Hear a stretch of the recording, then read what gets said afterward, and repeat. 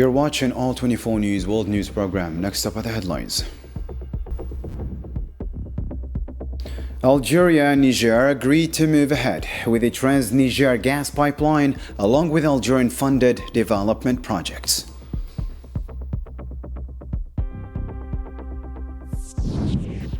Also coming up, President Abdelmadjid Tebboune says President Abdurrahman Tiani's visit ended an unusual chill in ties, as Tiani praised Algeria's strong support for Niger's sovereignty.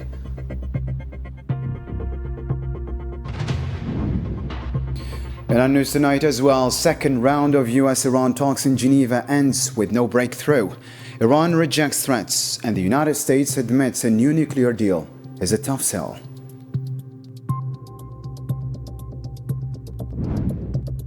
And later on, Moscow holds talks in Geneva on territorial and key issues.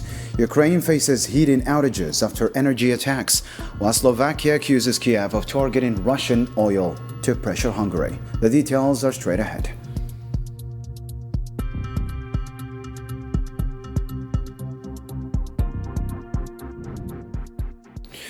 Welcome back. First off, in on news tonight, Algerian President Abdelmadjid Tebboune has announced that works on the Trans-Saharan gas pipeline crossing Niger will begin immediately after Ramadan.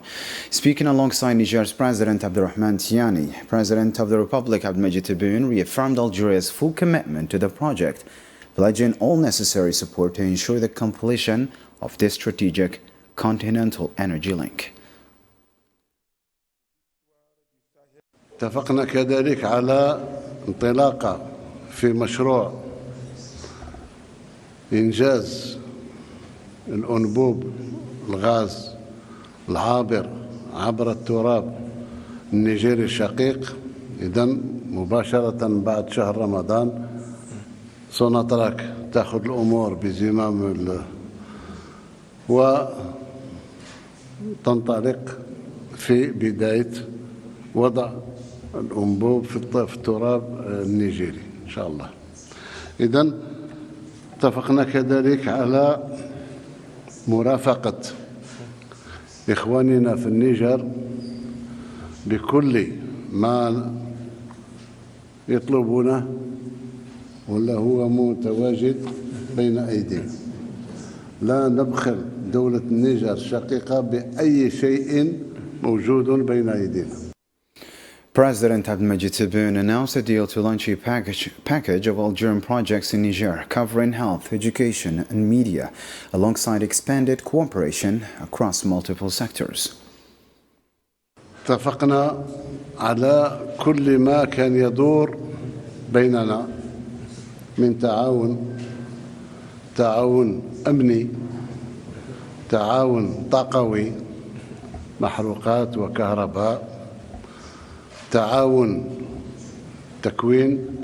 تكوين جامعي، تكوين مهني، تكوين عسكري.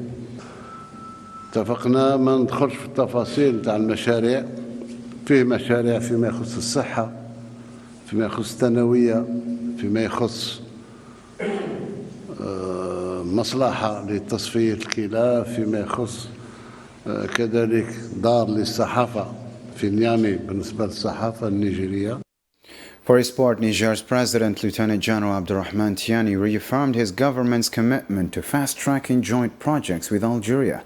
Speaking alongside President Abdelmadjid Tebboune, he said existing infrastructure initiatives would help build lasting bridges and strong ties capable of withstanding political and international challenges. C'est le lieu de particulièrement saluer. I would like to express my deep appreciation to the Algerian authorities who, despite the futile attempts of certain neo-colonial powers and some international and regional organizations, have shown their solidarity with the Nigerian people and rejected any military option following the events of July 26, 2023. Algeria's position supporting respect for Niger's sovereignty and its internal political choices is a source of pride for your government and the great Algerian people. No African can imagine that Algeria, which suffered for more than a century from the ravages of colonialism, would allow its territory to be used to attack a sister African nation. conviction. We are convinced that an important page in the history of the Sahel and Africa is being written today, and each country will choose its position according to its convictions, interests, and the values it believes in. Ses valeurs et l'héritage qu'il aimerait léguer. The agreement to start work on Niger's section of the Trans-Saharan gas pipeline marks a key step toward Africa's largest energy project. Its strategic impact spans development and continental integration. Karim Faz-Zakri has the story.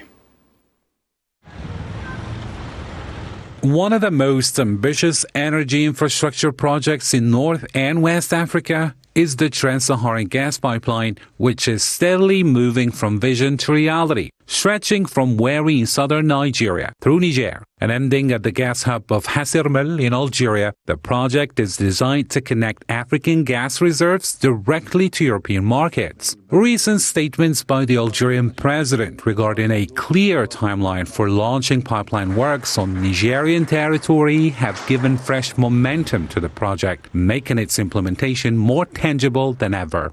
Driven by a long-term vision for African energy security, Algeria is reinforcing its role as a regional energy hub backed by reliable infrastructure and firm commitments. Niger, for its part, sees the pipeline as an opportunity to strengthen its energy base and expand electricity coverage nationwide. Nigeria, meanwhile, considers the project a cornerstone of its strategy to fully capitalize on its vast natural gas reserves, using Algeria's established export infrastructure as a gateway to Europe.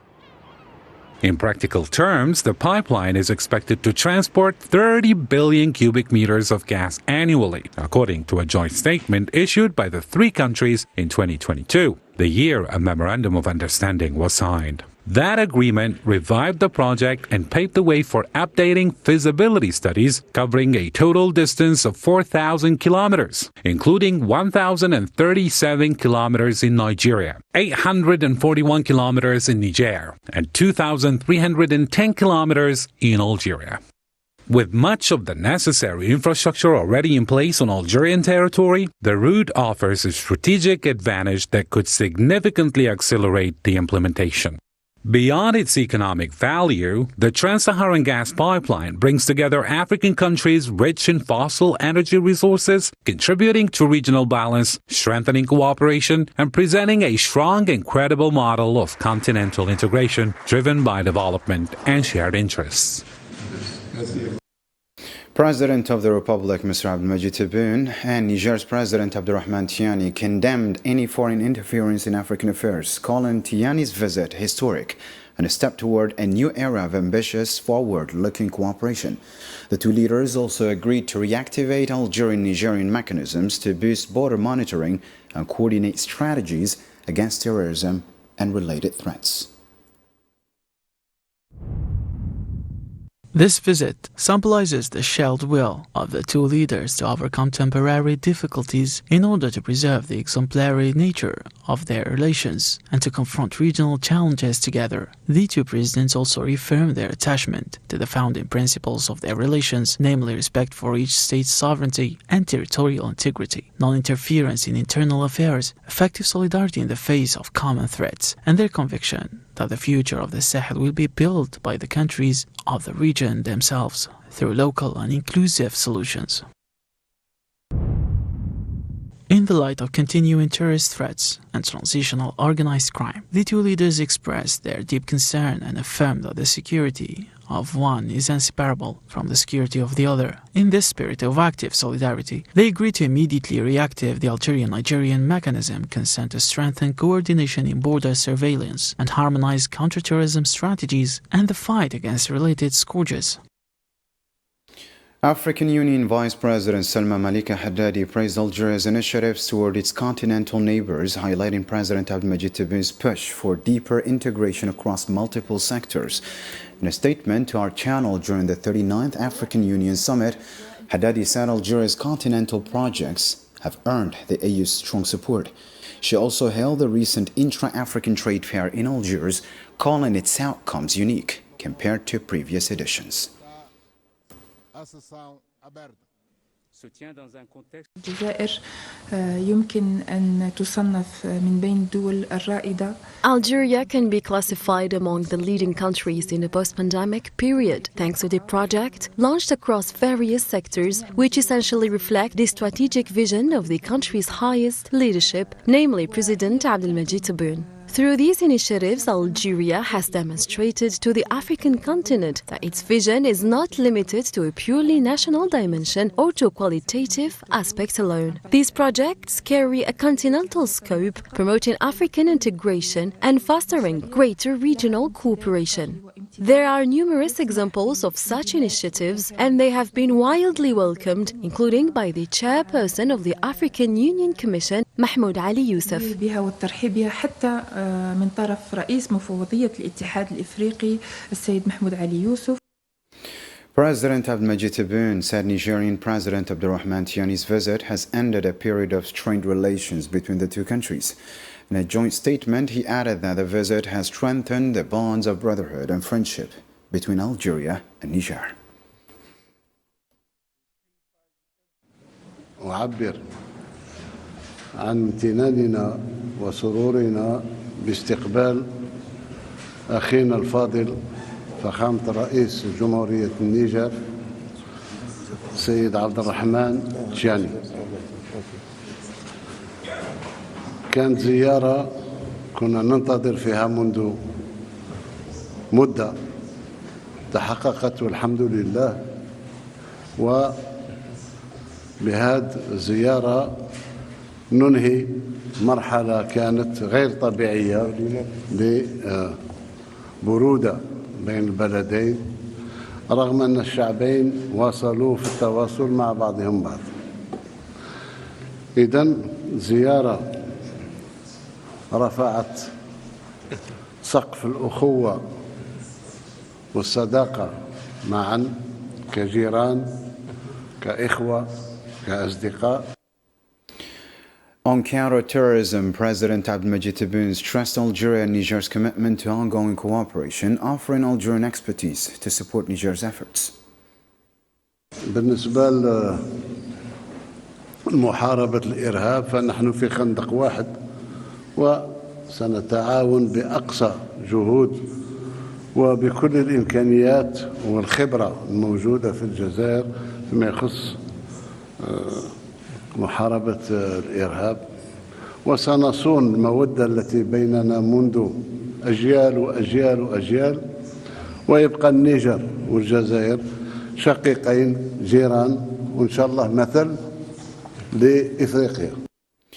In the same context, President of Niger, Lieutenant General Abdurrahman Tiani, praised Algeria for supporting Niamey's sovereignty and rejecting any military intervention, despite what he called futile pressures from neo-colonial powers and some international and regional actors. Speaking alongside President Abdelmajid Tebboune, he emphasized that no African could imagine Algeria, with its long history of colonial suffering, allowing its territory to be used against a fellow African nation. On a related note, Algeria's President Abdelmajid Tebboune held talks with Niger's President General Abdurrahman Tiani at the presidential palace, in Algiers.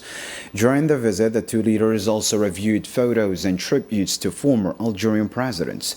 The discussions later expanded to include delegations from both sides. Ministers and officials, including Algeria's principal private secretary to the president's office, Boualem, held separate talks covering multiple sectors. The official working visit comes as both countries look to strengthen cooperation.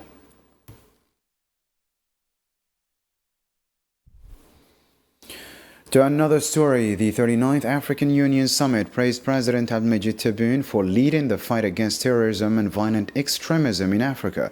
Leaders highlighted his efforts to boost coordination among member states and strengthen continental programs. Algeria was also recognized alongside the A3 for defending African interests at the UN Security Council, following the Oran Process Seminar on Peace and Security.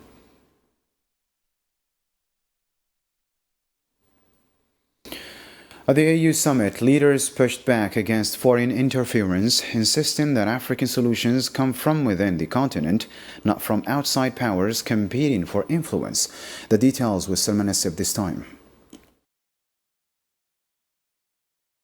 From the heart of the African Union headquarters in Addis Ababa, the speech was not a fleeting echo, nor were the positions mere details to be archived in the 39 summit's records. Rather, it was an African moment in which the countries of regional balances are being redrawn and the weight of a single voice is tested within a highly complex regional and international equation.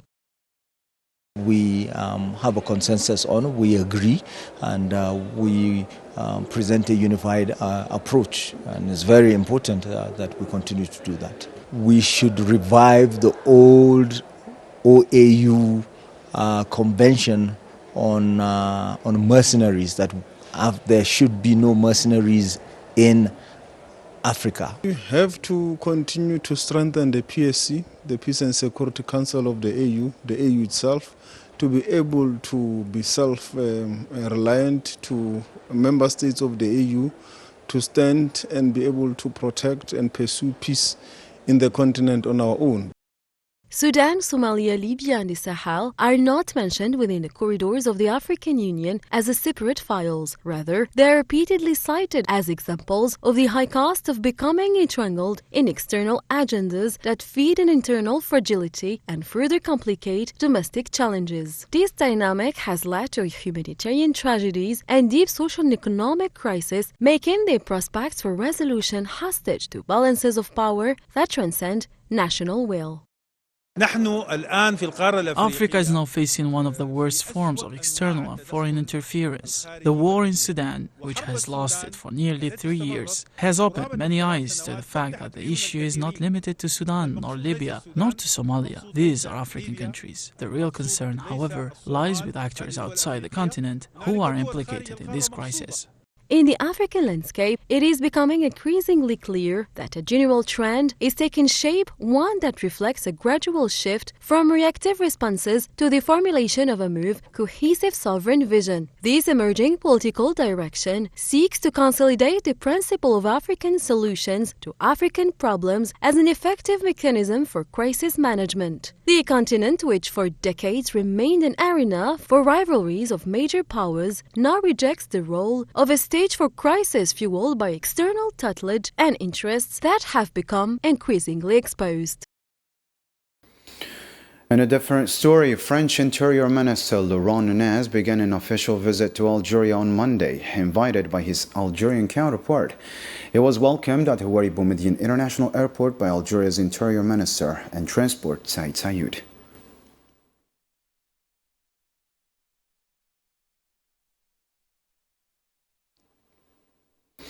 Two other regional developments. Tunisia and Egypt reaffirmed support for a UN-backed Libyan settlement coordinating with Algeria through a tripartite mechanism.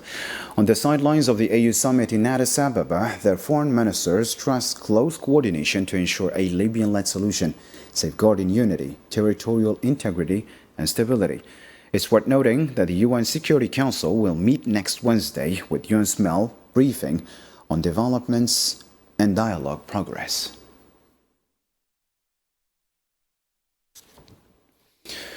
In other topical story, the second round of indirect U.S.-Iranian talks on the nuclear file begins Tuesday in Geneva, following a first round mediated by Oman in early February amid U.S. threats of military action.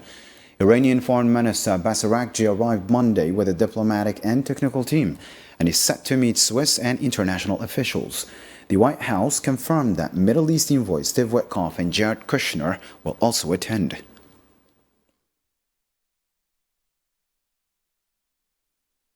Iranian Foreign Minister Abbas Araghchi, joined by nuclear experts, met Monday with the IAEA Director General Rafael Grossi for in-depth discussions on Iran's nuclear program. Araghchi said he will meet Omani Foreign Minister Badr al-Busaidi ahead of diplomatic talks with the United States on Tuesday in Geneva, emphasizing the IAEA's continued crucial role in the negotiations.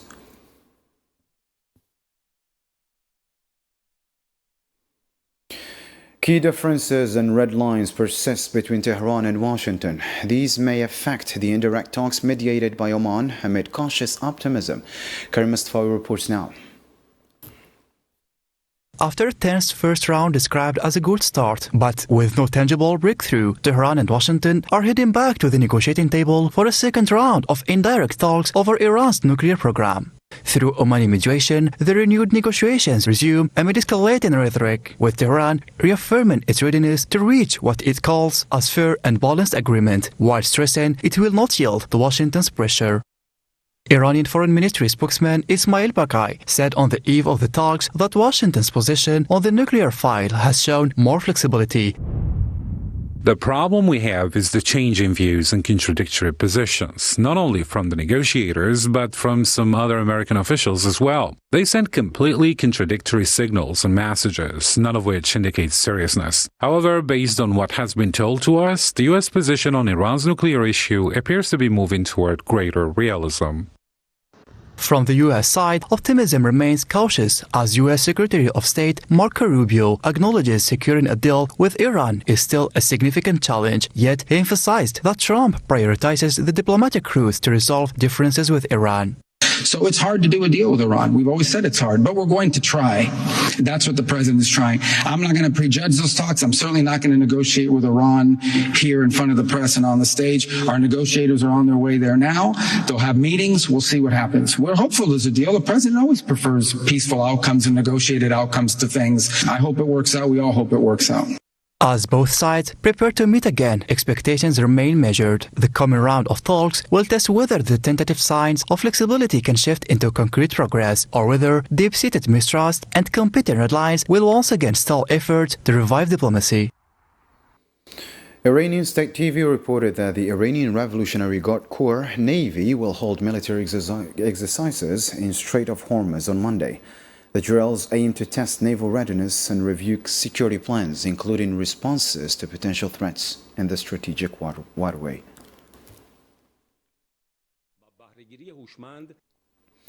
Elsewhere in the Middle East, 5 Lebanese citizens have been killed in the occupation airstrikes. The Lebanese Ministry of Health reported 1 death early Monday after a drone hit 2 cars in Hanin in Binjbil district. 4 others were killed Sunday evening in a strike on a car near the Lebanese-Syrian border.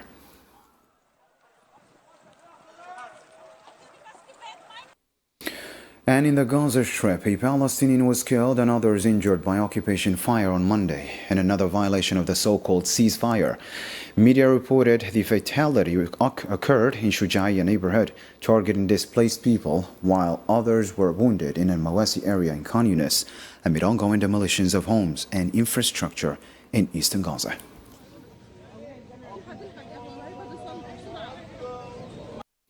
Still in Gaza, residents prepare for another Ramadan amid devastation, decorating shattered streets despite extreme humanitarian hardship, trying to bring moments of hope during the holy month. More with Zahar Furjani.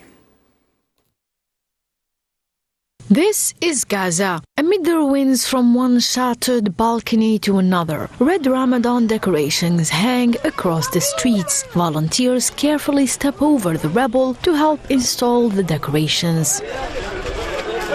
For Palestinian Muslims like those around the world, Ramadan, which is expected to begin at the end of February this year, is a period of fasting from dawn to sunset, prayer, community sharing, and reflection. It is also an occasion to bring a little joy, especially to Palestinian children, after more than 2 years of the Zionist genocide.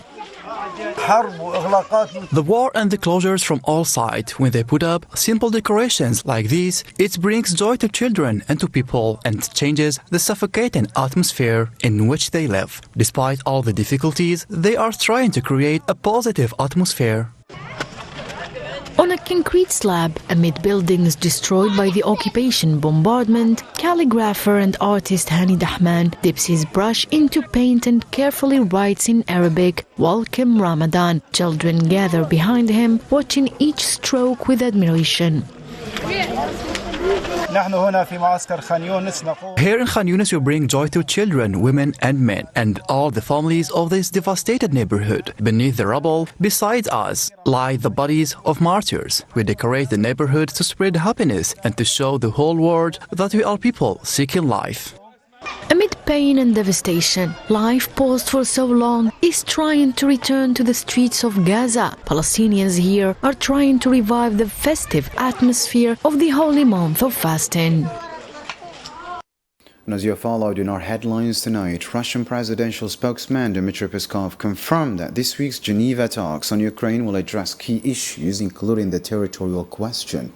High-ranking officials joining the Russian delegation include presidential aide Vladimir Medinsky, military intelligence chief Igor Kostyukov, and special envoy Kirill Dmitriev for discussions with Kiev and Washington. This time we intend to discuss a broader range of issues related to the territories and other matters connected to our demand. The presence of the chief negotiator, Medinsky, is now essential. Indeed, the delegation will be expanded this time. Kiev authorities reported that heating is still down in about 1,600 buildings after Russian strikes on energy infrastructure. Mayor Vitaly Klitschko said 2,600 buildings, including over 1,100 residences, lost heating due to recent attacks that severely damaged the city's main power station. Railway lines in Odessa and Dnipropetrovsk were also hit.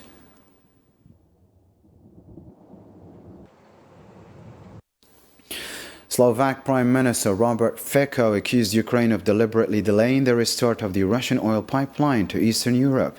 After meeting U.S. Secretary of State Marco Rubio in Bratislava, Fico claimed the delay was meant to pressure Hungary over Kiev's EU accession stance.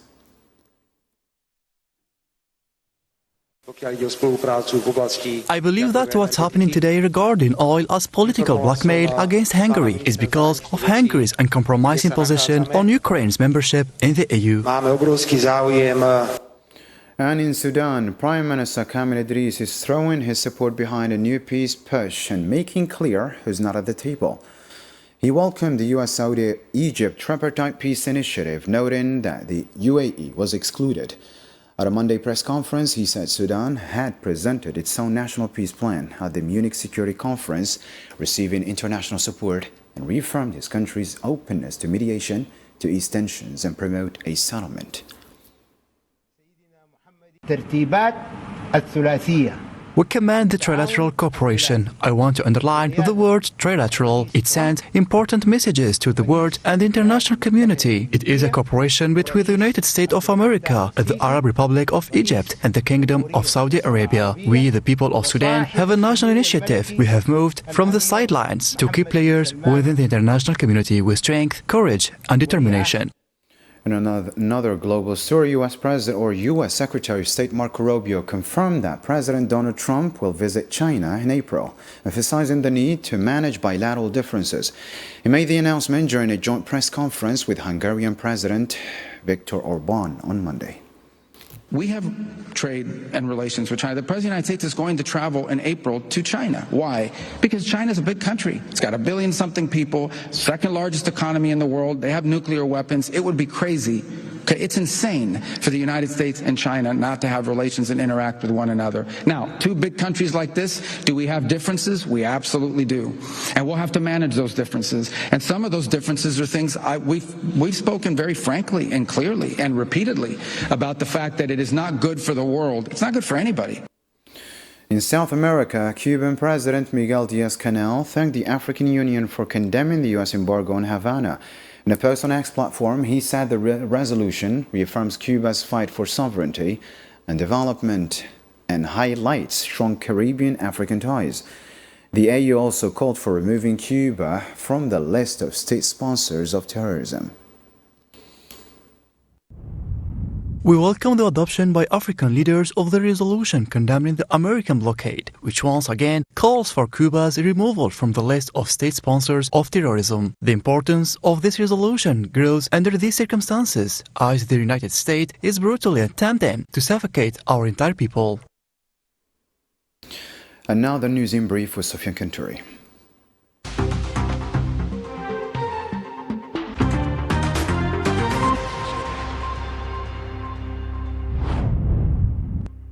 28 people were killed and dozens injured in a reported rapid support forces attack on a market in North Kordofan, Sudan. The rights group Emergency Lawyers said RSF drones struck a market northeast of Sodari locality, resulting in 28 deaths and scores of wounded.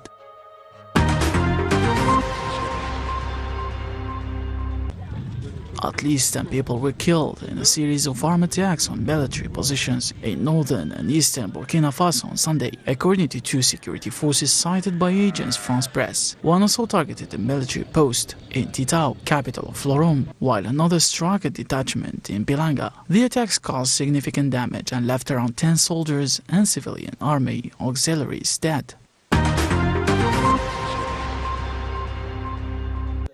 The Somali army announced the killing of 4 members of the militant group Al-Shabaab in a security operation in south-central Somalia. According to the state news agency, the army said its forces set up an ambush between Yasoman and Makokori in the Hiran region, targeting a vehicle carrying the 4 militants.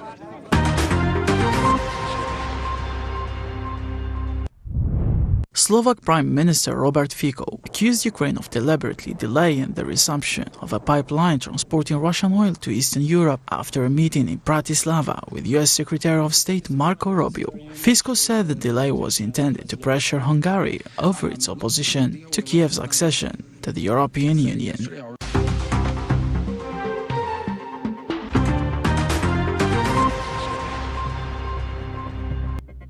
And that brings us to the end of our news program for tonight. To catch up on any part you missed or get the latest updates, you can visit all our social media platforms. I'm Islam Said signing off. Do take care.